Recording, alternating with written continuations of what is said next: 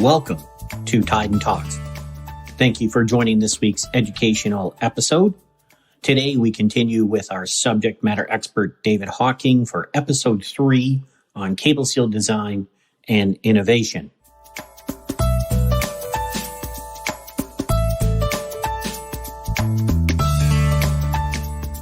David, to better meet the requirements of Coca-Cola and their suppliers, could you speak to some of the modifications that we engineered into our cable seal designs?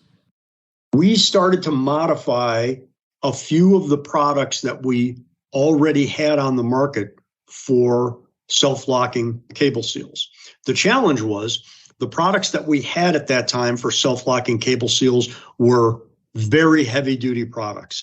3/16 cable seals that were used for either DoD shipments or possibly hazardous chemicals and something along those lines. We didn't sell a lot of them because there weren't that many applications for them.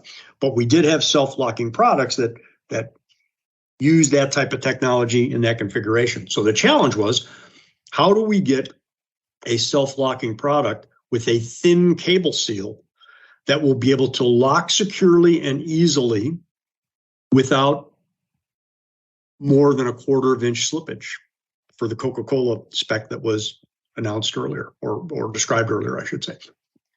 So we had a product that was out in the industry for freight called the tapered lock cable seal, which was a 3/16 cable, as I had noted. And the difference with the tapered lock was the seal body was more of a triangular shape.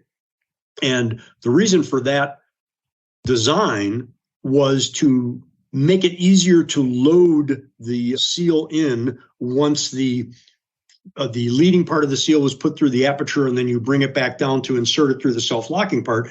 That taper, if you will, that triangular shape meant you didn't have to bend the thick cable severely, and it made it an easier application. So we thought, well, here's a good idea if we can just shrink it down, because it's going to be a easier use for these people who have to put, as I said, 14 to 17 cable seals, depending on the conveyance, and it will eliminate the tool.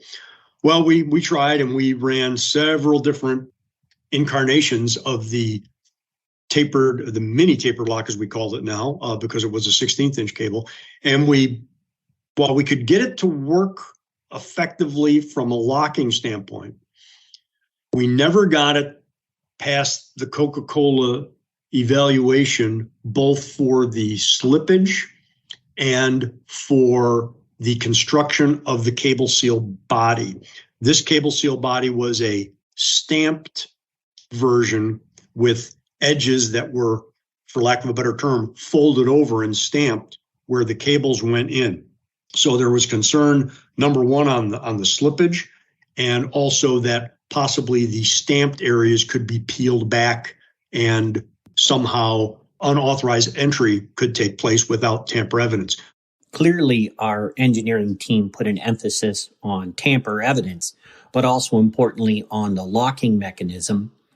Could you share some insights on the innovations we made to improve our cable seal security? The other item, as you and I know, because we're cable seal nerds, is that the locking mechanism, while pretty well designed, was a spring and disc system, which we know is not the textbook preferred method of reducing slippage, because by the very nature of the way those surface areas interact with one another inside a cable seal, it's really tough to limit that slippage to a 1/4 inch.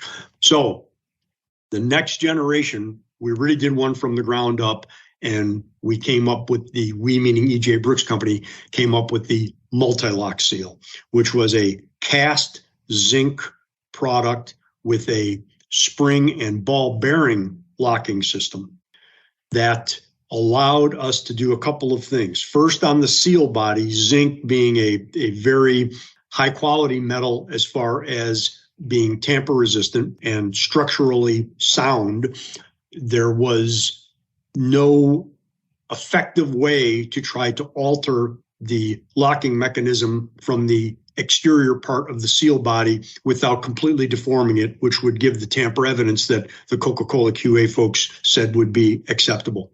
The other thing you're able to do with the zinc body is if you want to just simply stamp it, you can. However, for those customers that were moving in this direction, we could powder coat it and put a more legible identifier. We could even barcode the product, which some of the big suppliers like ADM and Cargill desired for their internal system. They didn't need that necessarily for Coca-Cola, but it was going to make their internal system more effective. So that was on the seal body. That was one of the large innovations that we came up with. The other thing on the seal body that we did was, even though the diameter of 3 different cables were going to be available, 1/16 inch, 3/32, and even an 1/8 inch cable, we were able to do it with the same architecture of the seal body.